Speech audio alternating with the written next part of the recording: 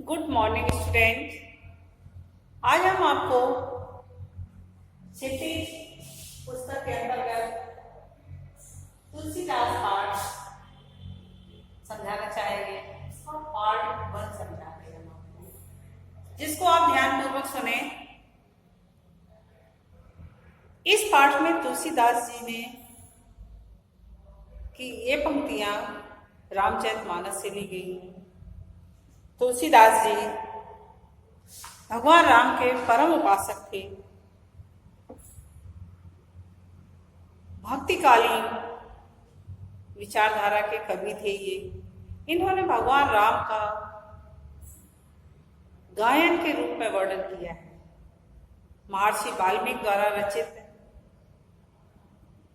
रामायण से इन्होंने हिंदी में अनुवाद किया है और उसको इन्होंने गायन के रूप में छंद, चौपाई और सोरठा, दोहा इनके रूप में लिखा हुआ है। उन्हीं के कुछ पद इसमें दिए गए हैं। ये पद जो इसमें दिए गए हैं वो उस समय के हैं जब भगवान राम ने सीता स्वयंवर में जाकर के वो धनुष तोड़ दिया। सीता स्वयंवर में जब बड़े बड़े महारथी भी उस धनुष को नहीं उठा पाए, तोड़ना तो दूर की बात, उसे भगवान राम ने उठाया और जैसे ही वो प्रत्यंचा चढ़ा रहे थे वैसे ही वो धनुष टूट गया, क्योंकि वह धनुष परशुराम जी का था। भगवान शिव ने उन्हें यह कोदंड नाम का धनुष दिया था, जो जब वो जनक से मिलने आए थे तो वो वहीं पर भूल गए थे। कहा जाता है कि एक दिन फिर जनक ने उसको वहां से उठा करके दूसरी जगह रखने का प्रयास किया, तो वो जनक से भी नहीं उठा। यहाँ तक कि उनके और महारथियों ने भी उसको उठाने का प्रयास किया, लेकिन वो फिर भी नहीं उठा, क्योंकि भगवान शिव ने यह धनुष देते समय परशुराम जी से कहा था कि इसको कभी भी नीचे नहीं रखना। यदि आप इसको नीचे रख दोगे जमीन में तो ये फिर आप उठा नहीं पाओगे। लेकिन शायद परशुराम जी ने यही भूल कर दी, या जो भी प्रसंग हो, इतना तो हम निश्चित होकर नहीं कह सकते।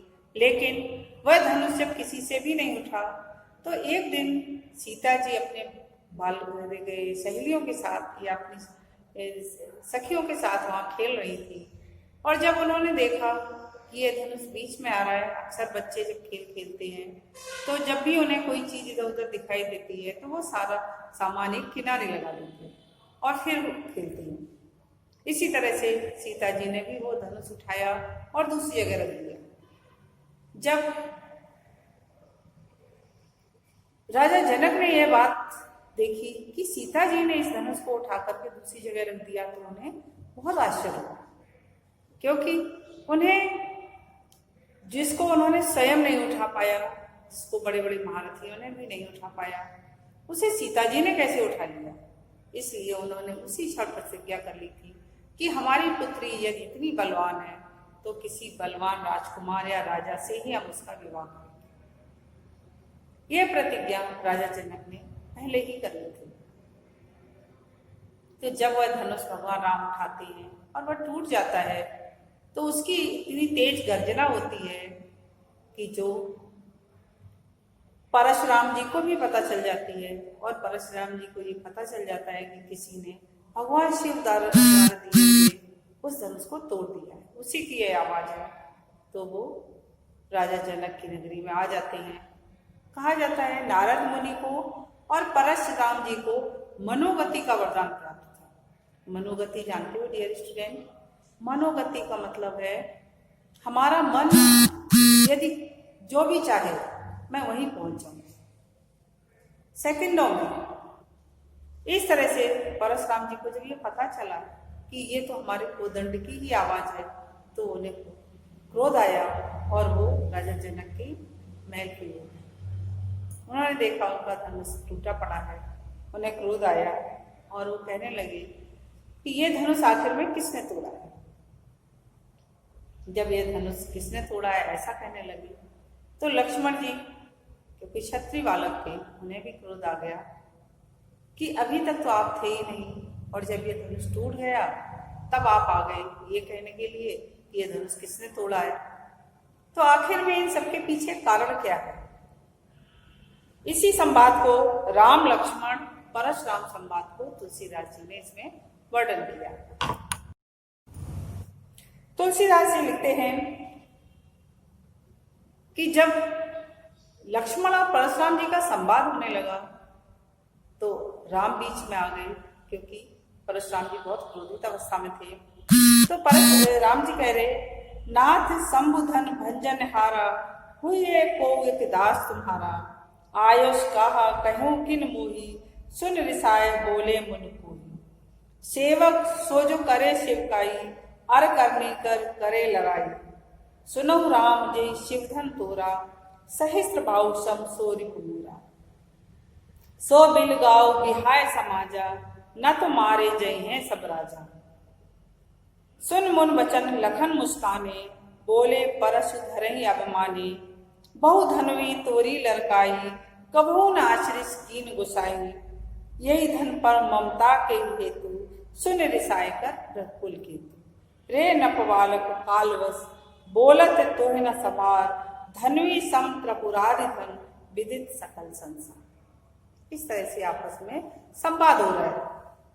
तो जब राम परशुराम जी और लक्ष्मण को बहुत अधिक क्रोधित अवस्था में देखा तो भगवान राम बीच में आ गए और कहने लगे, नाथ शंभुधन भंजन। हे नाथ, हे परशुराम जी, शंभुधन शिव जी के धनुष को, भंजनहारा मतलब तोड़ने वाला, शिव जी के धनुष को तोड़ने वाला, हुए को एक दास तुम्हारा, निश्चय ही तुम्हारा कोई सेवक ही होगा। दास का मतलब सेवक। जिसने भी इस शिव धनुष को तोड़ा है, हे नाथ, हे परशुराम जी, निश्चय ही वह तुम्हारा दास ही होगा। आयुष कहा कहूं किन मोही, सुन रिसाए बोले मुन क्रोही। अर्थात जब भगवान राम के इस तरह के वचनों को सुना तो परशुराम जी को क्रोधित होने लगे और कहने लगे कि आयुष कहा, यदि आयुष कहा कहूं किन मोही, सुन रिसाए बोले मुन क्रोही। आप क्या आज्ञा है, मुझसे आप क्यों नहीं कहते, मैं आपका ही सेवक हूं। भगवान राम कह रहे, आयुष कहा, वह आज्ञा दो मुझे, तुम मुझे क्या कहना चाहते हो। सुन रिसाए बोले मुन क्रोही।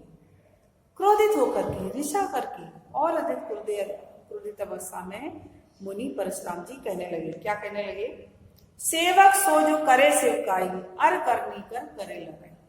सेवक तो वह होता है जो सेवा का काम करता है, अरि माने जो शत्रु, और जो शत्रुओं के समान काम करे वो कैसा सेवक।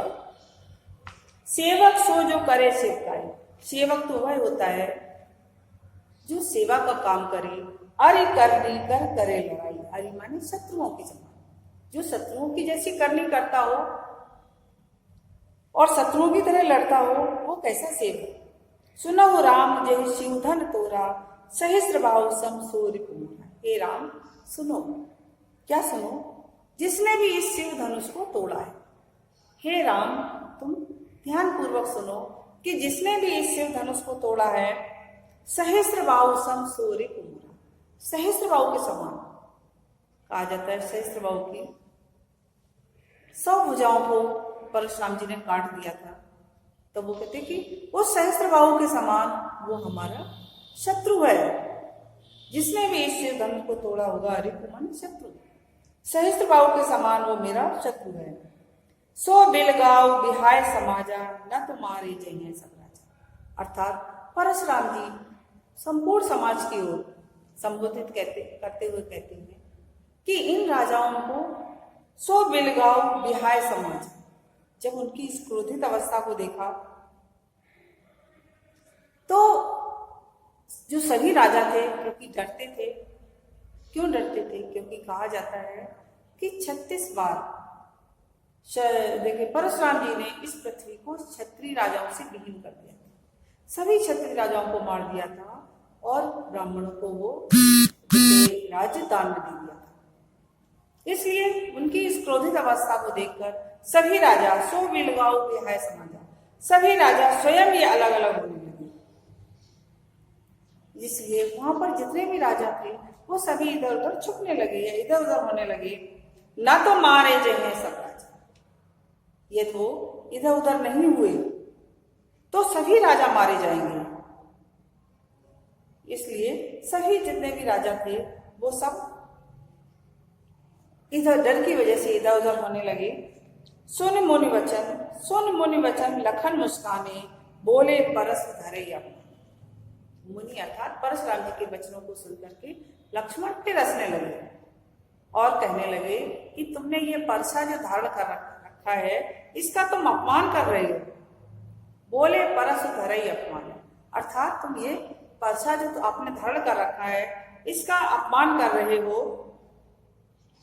बहुधनवी तोरी ललकाई, कबू ना आश्रित कीन गोसाई। बहुधनवी, बहुत सारे धनुषों को लड़काई मैंने बचपन में हम दोनों भाइयों ने बहुत सारे धनुष को तोड़ दिया, पर कभी भी इस तरह का क्रोध नहीं किया किसी ने, जैसा अभी आप कर रहे हो इस तरह कबहू ना आश्रित कीन गोसाई, अर्थात किसी ने भी इस तरह का क्रोध नहीं किया। अभी तक बहुत सारे धनुष हमने तोड़ दिए हैं पर किसी ने भी इस तरह का क्रोध नहीं किया है। ये स्वामी गोसाई मतलब ये स्वामी, मैंने बचपन में बहुत सारे धनुष तोड़ दिया पर इस तरह का क्रोध किसी ने भी नहीं किया है। यही धन पर ममता के हेतु सुन रिसाय का ढंकुल की। इस धन पर तुम्हारी क्या विशेष ममता है? लक्ष्मण जी कह रही है कि इस धनुष पर तुम्हारी क्या विशेष ममता है, इसलिए तुम इतना अधिक क्रोधित हो रहे हो। इस धनुष को का क्या कारण है कि तुम्हें इतना अधिक क्रोध आ रहा है? जब यह कहने लगे यही धन पर, इस धन पर धनुष पर तुम्हारी कौन सी ममता है कि आप इतना क्रोधित हो रहे हैं? सुन रिसाय कर भृगुकुल की। भगवान परशुराम जी को और भी अधिक क्रोध आया। भृगुकुल, अच्छा भृगु के वंश में पैदा हुए थे, केतु माने उनकी पताका के समान, भृगु वंश में पैदा होने वाले उनकी पताका के समान थे। वो क्रोधित होकर कहने लगे, रे नप बालक कालवश बोलत तो ही न संभाल। हे राजा के बालक, नप माने राजा के, हे राजा के बालक तू काल के बस में आ गया है, अर्थात तेरी कभी भी मृत्यु हो सकती है, फिर भी तू संभाल के नहीं बोल रहा है। रे नप बालक कालवश बोलत तो ही न संभाल, तू काल के बस में है एक तरह से, कभी भी मैं तुम्हें मार सकता हूँ, फिर भी तुम अपनी वाणी पर नियंत्रण नहीं रख रहे हो। बोलत तो ही न समार, धनवी शम त्रिपुरारि धन, छोटे छोटे धनवी के समान तुमने, त्रिपुरार मतलब भगवान शिव के धनुष को, भगवान शिव के धनुष को तुमने छोटे छोटे धनुष के समान क्या समझ रहा है? विदित सकल संसार, जिसको सारा संसार जानता है, इस शिव जी के धनुष को जिसको पूरा संसार जानता है, उस धनुष को ही उपमा तुम छोटे छोटे से धनुषों करते हो। क्या ये छोटा धनुष था? ये तो भगवान शिव द्वारा प्राप्त और महर्षि दधीच की हड्डियों से तो बना हुआ धनुष था, इसलिए इसकी तुलना छोटे से धनुषों से मत करो। इस तरह से परशुराम जी को और अधिक क्रोध आ है। धन्यवाद।